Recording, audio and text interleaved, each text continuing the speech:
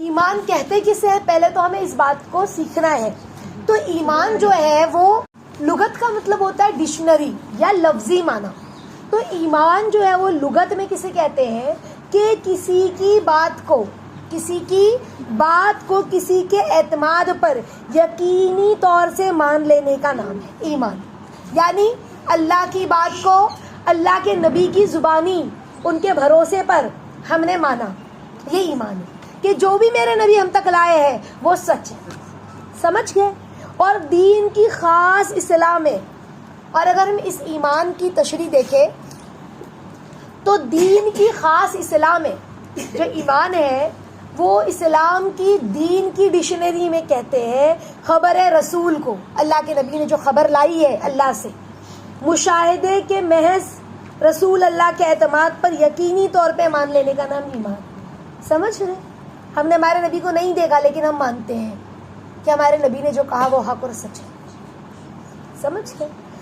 تو اللہ رب العزت نے قرآن میں فرمایا، ایمان کے تعلق سے ہم قرآنی آیت دیکھیں کہ وَمَا أَرْسَلْنَا مِن قَبْلِكَ مِن رَّسُولٍ إِلَّا نُوحِي إِلَيْهِ أَنَّهُ لَا إِلَٰهَ إِلَّا أَنَا فَاعْبُدُونِ. یعنی کیا فرمایا؟ اللہ تعالیٰ نے رسول اللہ صلی اللہ علیہ وسلم سے ارشاد فرمایا، اور ہم نے آپ سے پہلے کوئی ایسا پیغمبر نہیں بھیجا جس کے پاس ہم نے یہ وحی نہیں بھیجی ہو کہ میرے سوا کوئی معبود نہیں، اس لیے میری ہی عبادت کرو. ہم نے جتنے بھی پیغمبر بھیجے ہر ایک کے پاس یہ بات پہنچائی جبرائیل امین کے ذریعے کہ میں ہی رب ہوں، میری ہی عبادت کرو. یعنی اللہ ہی رب ہے اور اللہ کی عبادت کرو. سمجھ رہے؟ اب حدیث دیکھیں، حدیث نمبر 1 ہم پڑھنے جا رہے ہیں منتخب کی، کہ حضرت ابو ہریرہ رضی اللہ تعالیٰ عنہ سے روایت ہے کہ رسول اللہ صلی اللہ علیہ وسلم نے ارشاد فرمایا، ایمان کی 70 سے زیادہ شاخیں ہیں. کتنی شاخیں؟ 70 سے زیادہ. اگزامپل دیا، ایمان کو ایک درخت، ایک ٹری کے کو سمجھانے کے لیے بتایا ایمان ایک درخت کے مانند ہے، اور درخت میں سے شاخیں نکلتی ہیں نا ایسی ادھر ادھر ادھر، تو کہا 70 سے زیادہ ایمان کی شاخیں ہیں. ان میں سب سے افضل، سب سے اونچی والی جو شاخ ہے وہ لا الہ الا اللہ کا کہنا ہے. کس کا کہنا ہے؟ لا الہ الا اللہ کا. اور ادنا شاخ جو ہے، جو نیچے والی شاخ ہے، سمجھ رہے، وہ راستے سے تکلیف دینے والی چیزوں کا ہٹانا ہے. چھوٹی شاخ کیا ہے؟ وہ ایمان کا ہی حصہ ہے. یعنی پتا چلا ہم راستے میں چل رہے ہیں تو کوئی بھی تکلیف دینے والی چیز ہمیں نظر آئی، بڑا پتھر ہے، کیلے کا چھلکا ہے، کوئی ایسی چیز کے لوگ گر جائے، کوئی کھڈا نظر آیا تو ہم رک گئے وہاں پر، بھلے ہمارا 10 منٹ جائے، سمجھ رہے، اس کھڈے کو بھرنے کے لیے، یا کوئی آواز دے کسی کو بھائی میری ہیلپ کے لیے آؤ، یا ہم کوئی چیز جا کر خرید کے بازار سے لائے، کوئی موٹی پلائی یا کچھ اس طرح سے، تاکہ اس کھڈے کو ہم نے بند کر دیا، کوئی بچہ، کوئی بوڑھا، کوئی جوان اس میں لڑکھڑا کر گر نہ چاہے. سمجھ رہے؟ تو کیا کہا؟ سب سے ادنا شاخ کیا ہے؟ راستے سے تکلیف دینے والی چیزوں کا ہٹانا. تو پتا چلا جس نے راستے سے تکلیف دینے والی چیز ہٹائی یہ ایمان کا حصہ ہے اس کا. سمجھ رہے؟ ہاں، وہ بھی راستے سے تکلیف دینے والی چیز کا ہٹانا بھی کیا کہا؟ اسلام میں صدقہ. اور کیا کہا؟ حیا ایمان کی اہم شاخ ہے، امپورٹنٹ شاخ کہا حیا. ہاں، تو کیا سمجھ میں آیا؟ حیا کی حقیقت کیا ہے؟ حیا کہتے کسے ہے؟ انسان کو غلط کام سے بچنے پر وہ آمادہ کرتی ہے. غلط کام سے بچنے پر وہ، کہ تمہیں بچنا ہوگا. اگر انسان کے پاس جتنی حیا ہوگی اتنا ایمان ہوگا، کیونکہ حدیث میں ہم آگے پڑھیں گے انشاءاللہ کہ روز قیامت سب سے پہلے حیا اٹھائی جائے گی. جب حیا اٹھائی جائے گی تو ایمان بھی اٹھا لیا جائے گا. حیا اور ایمان ایک ساتھ چلتے ہیں. سمجھ رہے؟ تو کہا کہ حیا کی حقیقت کیا ہے، حیا ایکچوئل میں کیا ہے، کہ حیا وہ ہے جو انسان کو غلط کام سے بچنے پر آمادہ کرتی ہے، یعنی روکتی ہے، اور صاحب حق کے حق میں کوتاہی کرنے سے روکتی ہے. یعنی غلط کام کرنے نہیں دیتی اس کو. یہ کیا ہے؟ حیا ہے. سمجھ رہے؟ تو اب حیا کسے کہتے؟ دیکھو، لا الہ الا اللہ ایمان کی افضل شاخ. تو اب آج ہمارا اس حدیث پر سبق کیا ہے؟ سبق نوٹ ڈاؤن کرتے رہنا، جتنا منتخب حدیث میں سبق ملتا جائے گا. اگلے ہفتے آپ نے تھرسڈے کے دن آ کے بتانا ہے کہ ہم نے منتخب حدیث کے سبق پر عمل کر لیا. سمجھ رہے؟ تو منتخب حدیث کے اس حدیث میں آپ کا سبق یہ ہے کہ کثرت سے کلمے کا ورد کرنا ہے. کیوں؟ کیونکہ کیا فرمایا؟ ایمان کی سب سے افضل شاخ لا الہ الا اللہ کا کہنا ہے. تو میں بھی لا الہ الا اللہ کہوں کثرت سے. چلتے پھرتے اٹھتے بیٹھتے کھانا بناتے جھاڑو مارتے مارتے لا الہ الا اللہ محمد رسول اللہ لا الہ الا اللہ محمد رسول اللہ لا الہ الا اللہ محمد رسول اللہ صلی اللہ علیہ وسلم. اس کے علاوہ بھی میں نے آپ لوگوں کو وقتاً فوقتاً پہلا کلمہ جو ہے اس کے بارے میں بتایا ہے, اس کی کیا حقیقت ہے نا انشاءاللہ. تو آپ لوگوں کو دوسرے درس میں میرے انشاءاللہ ملے گا اگر آپ لوگ اس میں تلاش کرو گے تو انشاءاللہ. بہرحال تو پہلا سبق کیا ہے, ہمیں اس طرح کرنا ہے. دوسرا سبق راستے سے تکلیف دینے والی چیز کو ہمیں انشاءاللہ راستے سے ہٹانا ہے.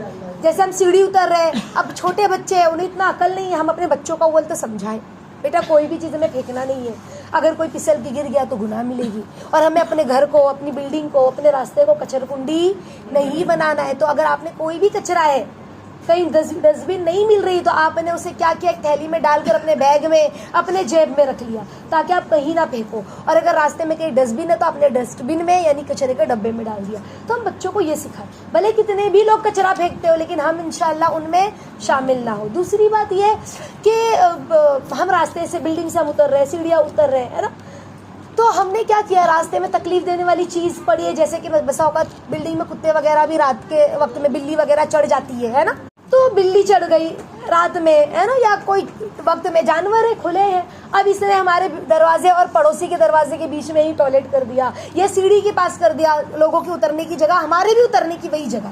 اب ہم کہہ کہ میں کیوں اٹھاؤں, ہم سب بچ بچ کے نکلنے لگے, ہم سب بچ بچ کر نکلنے لگے.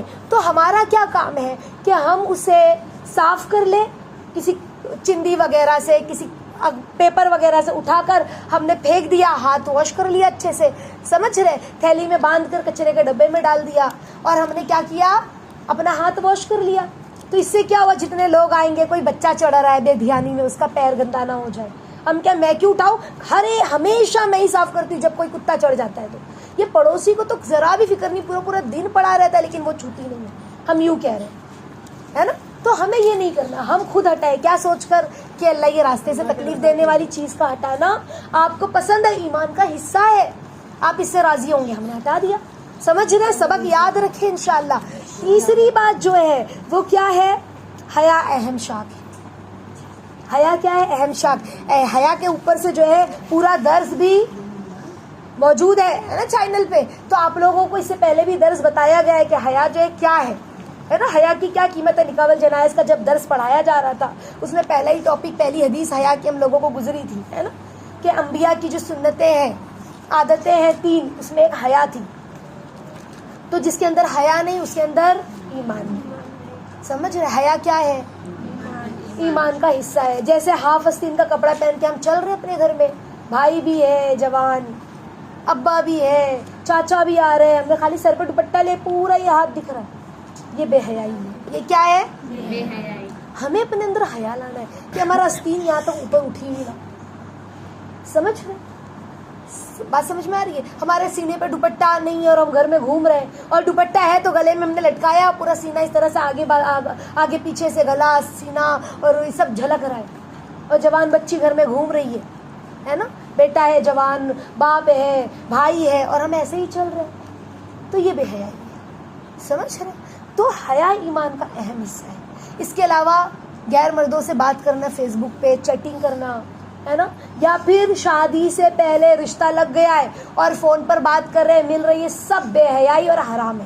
یہ سب کیا ہے, بے حیائی اور حرام کام ہے. سمجھ رہے, تو یہ ساری چیزوں سے ہمیں کیا کرنا ہے, بچنا ہے. ہم اپنے آپ کو جتنا بچائیں گے ہمارے اندر حیا اتنی زیادہ اندر آتی جائے گی انشاءاللہ.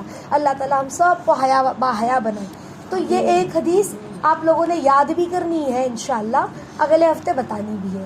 آج اب دوسری حدیث ہم پڑھیں گے نماز کے تعلق سے. ہاں, نماز ہے کیا, اللہ کی قدرت سے, اللہ کی قدرت سے براہ راست استفادہ یعنی فائدہ حاصل کرنے کے لیے اللہ تعالیٰ نے اللہ رب العزت کے اوامر کو, اللہ کے حکم کو نبی پاک صلی اللہ علیہ وسلم کے طریقے پہ پورا کرنے میں سب سے اہم اور بنیادی عمل نماز ہے. اللہ کی حکم کو ہمارے نبی کے طریقے پر, یعنی اللہ نے ہمیں قرآن میں کیا کہا, اقیم الصلاۃ, نماز کو قائم کرو. اس کا طریقہ کس نے بتایا ہے؟ کیسے قائم کرنا ہے، کب کرنا ہے، کیسے پڑھنا ہے، کتنا پڑھنا ہے، کون سے وقت میں پڑھنا ہے، یہ طریقہ ہمیں کس نے بتایا؟ اللہ کے نبی صلی اللہ علیہ وسلم نے. تو کہا کہ نماز جو ہے براہ راست ڈائریکٹ اللہ سے فائدہ حاصل کرنا، یعنی اللہ سے مانگنا ہے. اور وہ کیسے؟ اللہ کے نبی کے بتائے ہوئے طریقے پر ہم نماز پڑھیں. اور اسلام میں سب سے اہم بنیاد کسے کہتے ہیں؟ نیو. سمجھ رہے؟ اس سے پہلے بھی ہم نے پڑھا نا کہ 5 چیزیں اسلام کی کے پلرز پڑھے نا، ستون ہیں، اس میں سے نماز بھی ہے. اور روزے قیامت سب سے پہلے کس کا حساب ہوگا؟ نماز کا. سمجھ رہے؟ تو اللہ قرآن میں فرماتے ہیں ان الصلاۃ تنہی عن الفحشاء والمنکر، یعنی اللہ تعالیٰ فرماتے ہیں بے شک نماز بے حیائی اور برے کاموں سے روکتی ہے. کون سے کاموں سے روکتی ہے؟ بے حیائی اور برے کاموں سے. یہ اللہ قرآن میں فرما رہے ہیں. سمجھ رہے؟ اس کے بارے میں اللہ کے نبی صلی اللہ علیہ وسلم نے کیا فرمایا؟ اسلام کی بنیاد 5 ستونوں پر قائم کی گئی. حدیث میں حضرت ابو عبداللہ بن عمر رضی اللہ تعالیٰ عنہ روایت فرماتے ہیں کہ رسول اللہ صلی اللہ علیہ وسلم نے ارشاد فرمایا کہ اسلام کی بنیاد 5 ستونوں پر قائم کی گئی ہے. حدیث پڑھنے کا طریقہ سمجھ رہا ہے؟ آپ نیچے منڈی کی اور پڑھتے گئے نہیں، ایسے نہیں پڑھنا ہے، بلکہ انگلی رکھنا ہے حدیث پر. آپ نے پڑھنا حضرت عبداللہ بن عمر رضی اللہ تعالیٰ عنہ سے روایت اس طرح دیکھتے ہوئے سب کو، تاکہ نیند نہ آئے سامنے والوں کو. سمجھ رہے؟ حضرت عبداللہ بن عمر رضی اللہ تعالیٰ عنہ سے روایت ہے کہ رسول اللہ صلی اللہ علیہ وسلم نے ارشاد فرمایا اسلام کی بنیاد 5 ستونوں پر قائم کی گئی ہے. نمبر 1 لا الہ الا اللہ محمد رسول اللہ کی گواہی دینا، یعنی اس حقیقت کی گواہی دینا کہ اللہ کے سوا کوئی عبادت کے لائق نہیں. سمجھ رہے؟ ہم نے کتنی بڑی بات بتائی ہے، حدیث میں ہمیں کتنی بڑی بات بتائی جا رہی ہے، تو اس بات پر زور دیتے ہوئے بات کرنا ہے. سمجھ رہے کہ کیا کہا اللہ نے؟ اللہ تعالیٰ کی عبادت اللہ کے علاوہ کوئی بھی بندگی اور عبادت کے لائق نہیں، اور محمد صلی اللہ علیہ وسلم اللہ تعالیٰ کے بندے اور رسول ہیں. سمجھ رہے؟ دوسرا نماز کو قائم کرنا، تیسرا زکوٰۃ ادا کرنا، چوتھا حج کرنا، اور 5واں رمضان المبارک کے روزے رکھنا. یہ 5 چیزیں اسلام کے پلرز ہیں، بنیاد ہے، ستون ہے. تو انشاءاللہ ہم ان 5 چیزوں کی کیا کریں گے؟ حفاظت کریں گے. 5 چیزوں کی حفاظت کریں گے انشاءاللہ. اس کی مزید تفصیل اگلے درس میں آپ لوگوں کو آئے گی، ہے نا. اس کے بعد نماز کے بعد ہم دیکھیں آگے ایک ٹاپک، علم کسے کہتے ہیں؟ ہاں، علم کہتے ہیں اللہ تعالیٰ کی ذات عالی سے، اللہ رب العزت کی ذات عالی سے براہ راست ڈائریکٹ استفادہ کے لیے، فائدہ حاصل کرنے کے لیے اللہ تعالیٰ کے حکموں کو نبی پاک صلی اللہ علیہ وسلم کے طریقے پر پورا کرنے کی غرض سے اللہ تعالیٰ والا علم حاصل کرنا. کون سا علم؟ جو اللہ نے دیا ہے نا. یعنی اس بات کی تحقیق کرنا، اس بات کی کیا کرنا؟ تحقیق کرنا کہ اللہ تعالیٰ مجھ سے اس حال میں کیا چاہتے ہیں. علم کا مقصد یہ ہے، علم سے یہی چاہا جا رہا ہے کہ تحقیق کرنا ہر حال میں، ہر لمحے، ہر قدم قدم پر کہ اس وقت میرے اللہ مجھ سے کیا چاہتے ہیں. سمجھ رہے؟ یہ علم ہے، علم کو سیکھنا، جاننا. اللہ تعالیٰ قرآن میں ارشاد فرماتے ہیں کہ جس طرح ہم نے کیا فرمایا، کما ارسلنا فیکم رسولا منکم یتلو علیکم آیاتنا ویزکیکم ویعلمکم الکتاب والحکمت ویعلمکم ما لم تکونوا تعلمون. یعنی کیا فرمایا اللہ نے کہ جس طرح ہم نے کعبہ کو قبلہ مقرر کر کے، کعبہ کو ہم نے کیا بنایا؟ قبلہ، ہے نا. یہیں پر تم نماز پڑھتے ہو جس رخ میں ہمارا کعبہ ہے. اپنی نعمت کو ہم نے تم پر مکمل کیا، یہ نعمت ہے تمہارے لیے. ہاں، اسی طرح ہم نے لوگوں میں ایک عظیم الشان رسول بھیجا جو تم ہی میں سے ہے، تم انسانوں میں سے ہے، تمہاری ہی قوم میں سے بھیجا ہے، تم انسانوں میں سے ہی بھیجا ہے. اگر فرشتہ بھیجتے تو کیا کہتے ہیں ہم لوگ؟ وہ تو فرشتہ ہے، وہ تو ایسے ہی ہوں گے نا، اچھے. اسی لیے اللہ نے کیا کہا؟ میں نے کیسا رسول بھیجا؟ جو تم میں سے ہی ہے، اور جو تم کو ہماری آیات پڑھ پڑھ کر سناتے ہیں، تم کو نفس کی گندگی سے پاک کرتے ہیں، تم کو قرآن کریم کی تعلیم دیتے ہیں، اور اس قرآن کریم کی مراد اور اپنی سنت اور طریقے کی بھی اللہ رب العزت ہمیں کیا دیتے ہیں؟ اللہ کے نبی تعلیم دیتے ہیں، اور تم کو ایسی فائدے مند بات کی تعلیم دیتے ہیں، مفید باتوں کی جن کی تم کو خبر بھی نہیں تھی۔ ہم نے ایسا رسول تم کو بھیجا جو تم کو کیسی تعلیم دیتے ہیں؟ بہت فائدے مند تعلیم، جس کی تم کو خبر بھی نہیں تھی۔ ہاں، سبحان اللہ۔ تو حضرت حدیث میں آتا ہے، حضرت ابو موسیٰ رضی اللہ تعالیٰ عنہ سے روایت ہے، بخاری شریف کی حدیث ہے کہ نبی پاک صلی اللہ علیہ وسلم نے کیا فرمایا کہ اللہ تعالیٰ نے مجھے جس علم اور ہدایت کے ساتھ بھیجا ہے نا، اس کی مثال اس بارش کی طرح ہے جو کسی زمین پر خوب برسے۔ اللہ نے جو مجھے علم دے کر بھیجا ہے اس کی مثال کیسی؟ اس بارش کی طرح جو زمین پر خوب برسے، اور جس زمین پر پانی برسی وہ 3 طرح کی ہے۔ کتنی طرح کی زمین؟ اللہ کے نبی نے ہمیں اگزامپل کے ذریعے سمجھایا کہ میری یعنی نبی پاک صلی اللہ علیہ وسلم کی اور ہماری مثال کس طرح ہے؟ اس بارش کی طرح جو کسی زمین پر خوب برسی ہے، اور وہ زمین 3 طرح کی۔ وہ زمین کتنی طرح کی ہے؟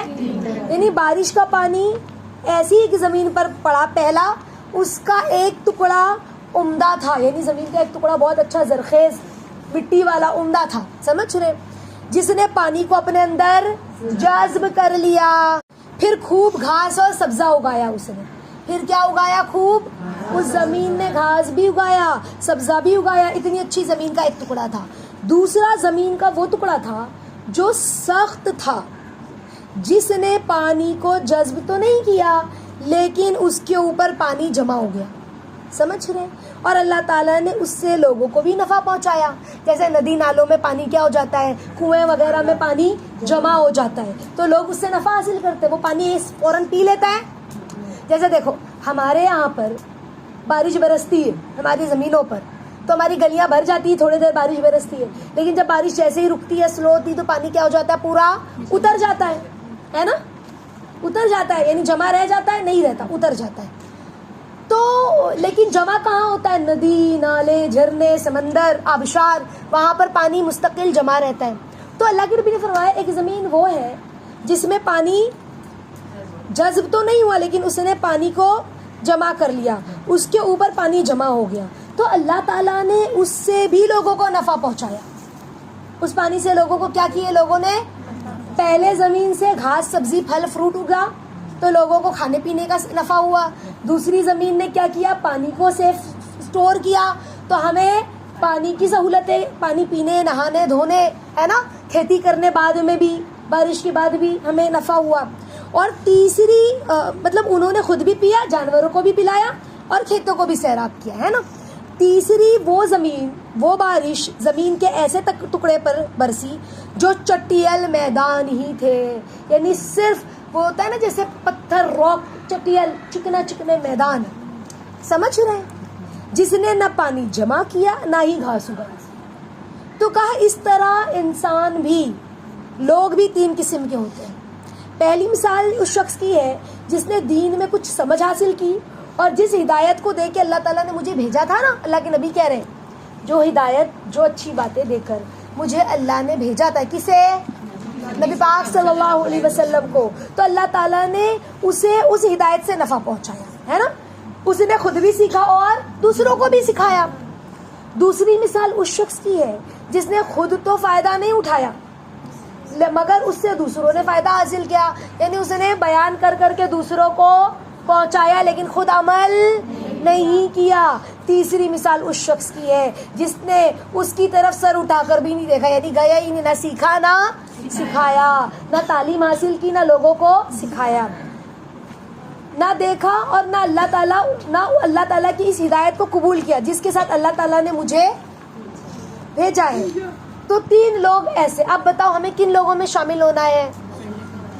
پہلے لوگ میں جس نے وہ بارش، وہ زمین ہمیں بننی ہے انشاءاللہ، جس نے اپنے اندر پانی بھی جذب کیا اور کھیتی بھی، سبزہ بھی اگایا، لوگ اس سے نفع بھی حاصل کیے۔ تو ہم اللہ کے سامنے آج اس حدیث کو اکیلے میں بیٹھ کر کتاب کھولیں، اس حدیث کو پڑھیں اور اللہ تعالیٰ سے کہیں یا اللہ ہمیں عافیت کے ساتھ ایسا بنا دیجئے کہ ہم بھی ہدایت پر آ جائے اور ہمارے ذریعے سے لوگ بھی ہدایت پا جائے، ہم بھی اہدنا الصراط المستقیم پر چلے اور ہمارے ذریعے سے لوگ بھی اہدنا الصراط المستقیم پر چلے۔ یا اللہ ہمیں بھی، ہمارے گھر والوں کو بھی، ہماری نسلوں کو بھی ایسا بنا دیجیے عافیت کے ساتھ، ٹھیک ہے انشاءاللہ۔ تو ہمیں اللہ سے مدد مانگنی، ٹھیک ہے۔ آگے دیکھیں، یہ تو علم کا ایک حصہ تھا، اب ہم ذکر کے بارے میں پڑھیں گے۔ کس کے بارے میں پڑھیں گے؟ ذکر کے، کہ اللہ رب العزت قرآن میں کیا فرماتے ہیں؟ فَاذْكُرُونِی أَذْكُرُکُم، تم مجھے یاد رکھو میں تمہیں یاد رکھوں گا۔ سمپل سا ایک اللہ رب العزت نے قاعدہ ہمیں بتلا دیا، تم مجھے یاد رکھو گے نا تو میں تمہیں یاد رکھوں گا۔ پھر حدیث میں بھی تو اس کے بارے میں آتا ہے نا، جب بندہ مجھے یاد کرتا ہے تو میں بھی یاد کرتا ہوں، وہ ایک بالشت میری طرف بڑھتا ہے، ایک بالشت، ہم ایک بالشت اللہ کی طرف بڑھتے ہیں۔ تو اللہ کے نبی حدیث میں فرماتے ہیں کہ اللہ فرماتے ہیں میں ایک ہاتھ آتا ہوں، بندہ چل کر آتا ہے میری طرف تو میں دوڑ کر اس کی طرف جاتا ہوں، حتیٰ کہ میں اس کی آنکھ بن جاتا ہوں جس سے وہ دیکھتا ہے، میں اس کی کان بن جاتا ہوں جس سے وہ سنتا ہے، میں اس کی زبان بن جاتا ہوں جس سے وہ بولتا ہے، میں اس کے ہاتھ پیر بن جاتا ہوں جس سے وہ چلتا اور اٹھاتا ہے، یعنی ہر وہ کام وہ میری رضا کے لیے پھر کرتا ہے، میں اس سے ایسا کام کرواتا ہوں جس سے میں راضی ہو جاؤں، سمجھ رہے؟ تو اللہ کیا فرماتے ہیں قرآن میں سورہ بقرہ میں؟ فَاذْكُرُونِی أَذْكُرُکُم، اللہ کتنی پیاری بات ہے۔ اب دن بھر میں دیکھو ہم کھانا بناتے ہیں، کھانا بناتے بناتے کس کا خیال آ رہا ہے؟ شوہر کا، بچوں کا، اپنے ماں باپ کا، بازار جانے کا، شاپنگ کرنے کا، کپڑا خریدنے کا، زیور خریدنے کا، اب یہاں سے جاؤں گی، پھر ابھی میں کپڑا دھلوں گی، پھر یہ کروں گی، پھر وہ کروں گی، آج شوہر آئیں گے تو یہ بولوں گی، آج بچے آئیں گے تو یہ بولوں گی، آج بچوں کو یہ بنا کے کھلاؤں گی، وہ کروں گی، یعنی مطلب یہی ساری کچھ چیزیں اس طرح کی دنیاوی باتیں ہمارے دل میں۔ اللہ کو یاد کیا، دنیا کو یاد کیا تو شیطان ہمارے دل پر سوئی چبا کر بیٹھ گیا۔ حدیث میں آتا ہے نا کہ جب بندے کا دل خالی پاتا ہے تو اپنی ڈنک کو اس کے دل میں پیوست کر دیتا ہے شیطان، یعنی وہ اس کے دل کے پاس سوئی رکھے ہوئے، اپنی ڈنک رکھے ہوئے بیٹھا ہوتا ہے، جس کا مفہوم ہے حدیث کا، جیسے ہی وہ اللہ کی یاد سے غافل پاتا ہے اس کے دل کو بس چبا دیا، سمجھ رہے؟ تو اللہ کہتے تم مجھے یاد کرو میں تمہیں یاد کروں گا، اور ایک جگہ آتا ہے کہ تم مجھے یاد کرو گے دنیا کی مجلس میں تو میں اس سے بہتر مجلس یعنی فرشتوں کی مجلس میں تمہارا تذکرہ کروں گا۔ اوہو، نورانی آسمانی فرشتے، اللہ کہتے ہیں وہاں تمہارا ذکر ہوگا۔ تم دنیا میں 4 لوگوں کے بیچ میں بیٹھ کے ذکر کر رہے ہو نا، میں تمہارا ذکر آسمان پر کروں گا، کتنی بڑی بات۔ تو اللہ کو جو یاد کرے گا اللہ بھی اسے یاد کریں گے۔ فَاذْكُرُونِی أَذْكُرُکُم، کتنی پیاری قرآن کی آیت ہے نا۔ اللہ تعالیٰ ہمیں اس آیت کے انوار اور برکات عطا فرمائے، اس آیت کی گہرائی عافیت کے ساتھ سمجھائے، ہے نا۔ حدیث میں آتا ہے نا، حضرت جابر بن عبداللہ رضی اللہ تعالیٰ عنہ روایت فرماتے ہیں، طبرانی کی روایت ہے کہ نبی پاک صلی اللہ علیہ وسلم کا وہ ارشاد نقل فرماتے ہیں کہ اللہ تعالیٰ کے ذکر سے بڑھ کر کسی آدمی کا کوئی عمل عذاب سے نجات دلانے والا نہیں ہے۔ تو کہا، عرض کیا اللہ تعالیٰ کے راستے میں جہاد بھی نہیں؟ کیا کہا اللہ کے نبی نے؟ کہ اللہ تعالیٰ کے ذکر سے بڑھ کر کسی آدمی کا کوئی عمل عذاب سے نجات دلانے والا نہیں ہے۔ عرض کیا گیا اللہ تعالیٰ کے راستے میں جہاد بھی نہیں؟ تو اللہ کے نبی صلی اللہ علیہ وسلم نے کیا ارشاد فرمایا؟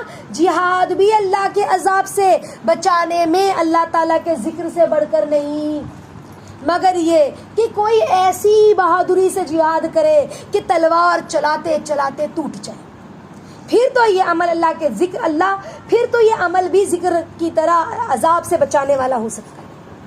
کیا کہا؟ کوئی بھی عمل ذکر سے بڑھ کر اللہ کے عذاب سے بچا نہیں سکتا۔ تو صحابہ نے کہا نبی اللہ ہم جو جہاد میں تلوار چلاتے ہیں، خون بہتا ہے، جان جاتی ہے، تو کیا یہ بھی نہیں؟ تو اللہ کے نبی نے کہا ہاں، یہ عمل اس وقت تمہیں جہاد بچا سکتا ہے جب تم تلوار چلاتے چلاتے تمہاری تلوار بھی ٹوٹ جائے، اتنا تم لڑو پھرتی سے، تھک جاؤ، چور ہو جاؤ، سمجھ رہے ہیں؟ آخر دم تک لڑو کہ تلوار بھی ٹوٹ جائے، اب تمہیں یہ عمل پھر بچا سکتا ہے۔ یعنی ذکر کتنا بڑا عمل ہے کہ اللہ کے عذاب سے بچانے میں ہماری مدد کرتا ہے۔ ظاہر سی بات ہے جب ہم زیادہ سے زیادہ ذکر کرتے ہیں، دنیاوی خرافات میں کم سے کم دل لگاتے ہیں، تو پھر کیا ہوتا ہے؟ اللہ کی یاد ہوتی ہے۔ جب اللہ کی یاد ہمارے دل میں چلتی رہے گی تو ہمارا دل روشن ہو جائے گا، نورانی ہو جائے گا، پھر نیک عمل کرنے کا جی چاہے گا، برائی سے بچنے میں مزہ آئے گا. سمجھ رہے؟ اللہ تعالی ہم سب کو عافیت کے ساتھ عمل کرنے کی توفیق عطا فرمائے. تو آج کے لیے بس اتنا ہی. انشاءاللہ اگلی بار جو ہے اکرام مسلم جو ہے ہم پڑھیں گے، ٹھیک ہے انشاءاللہ.